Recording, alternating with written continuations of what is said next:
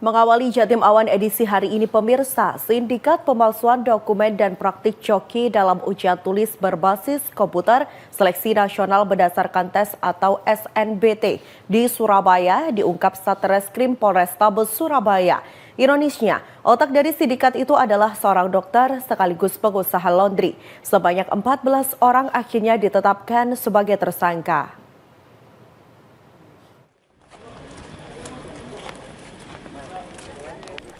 Satreskrim Polrestabes Surabaya akhirnya membongkar jaringan percokian ujian masuk perguruan tinggi negeri. 14 anggota sindikat terdiri dari oknum dokter, mahasiswa, hingga ahli percetakan dikendalikan oleh tersangka berinisial KA. Tersangka utama diketahui berprofesi sebagai dokter sekaligus pengusaha laundry. Kasus ini terungkap sesuai laporan pengawas ujian UTBK SNBT di Universitas Negeri Surabaya pada 21 April lalu. Seorang peserta dicurigai saat mengikuti ujian di gedung Rektorat lantai 4 kampus tersebut. Setelah dilakukan pemeriksaan, petugas menemukan ketidaksesuaian antara foto pada ijazah dengan kartu peserta. Terungkap bahwa sosok yang mengikuti ujian adalah seorang joki yang menggantikan identitas asli pendaftar. Dalam aksinya, para tersangka memalsukan berbagai dokumen penting, mulai dari KTP, ijazah, hingga data pendaftaran daring untuk meloloskan klien mereka. Hasil penyidikan menunjukkan bahwa sindikat ini telah beroperasi sejak tahun 2017 dengan total 150 pesanan di berbagai universitas negeri. Mayoritas permintaan berada di Fakultas Kedokteran.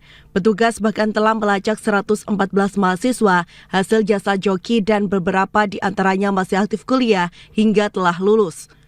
Untuk tarif, sindikat ini membandrol harga puluhan hingga ratusan juta rupiah.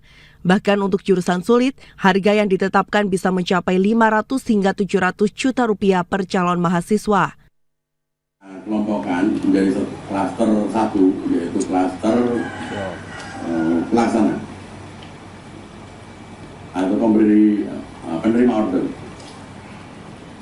yaitu sebanyak 5 orang. Dan di antara 5 orang ini 3 diantaranya dokter. Kemudian dari klaster pemberi order itu sebanyak 2 orang.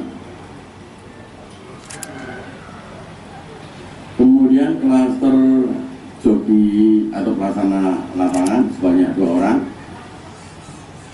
Klaster untuk pembuatan KTP palsu sebanyak 5 orang.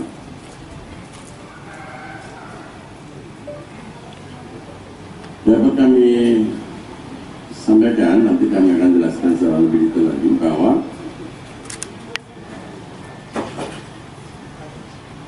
sejak tahun 2017 sampai dengan 2026 ini sudah berhasil di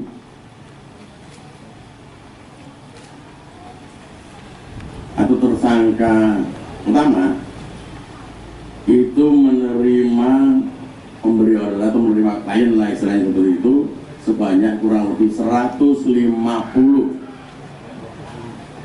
Tetapi sampai dengan hari ini kita terus lakukan pendalaman dan sampai dengan saat ini sudah kita temukan data pemberi order yang sudah terdata dan sudah kita bisa kumpulkan identitasnya itu sebanyak 114 orang.